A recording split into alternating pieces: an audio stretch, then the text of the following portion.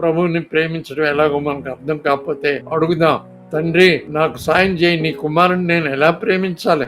ఏం చేస్తే నా ప్రేమ ఆయన గుర్తిస్తాడు? నేను ఎలాగా వాక్యాన్ని ప్రేమించినా, ఆయన గురించిన సంగతులు విని ఆయన్ని ప్రేమించిన, నీ కుమారుని ప్రేమించేప్పుడు నా రోమాలు నిలబడిపోవాలి. నీ కుమారుని ప్రేమించేప్పుడు నేను తన్మయున్నైపోవాలి. నీ కుమారుని ప్రేమించేప్పుడు నేను ఎలాగంటే నాకు ఆనంద బాష్పాలు రావాలి. నీ కుమారుని ప్రేమించేప్పుడు నేను పొంగిపోవాలి. కాబట్టి నాన్న, నా తండ్రి, ఆ మార్గం నాకు చూపించు, లేకపోతే నేను ఆయనకి శిష్యుడిగా ఉండలేను. శిష్యుడిగా ఉండాలని కోరుకుంది నాకు, కానీ లైట్ హార్టెడ్ క్రిస్టియానిటీ అది చెల్లదని అర్థమైంది నాకు. Let me be careful in my priorities. Top priority మీ కుమారుడు.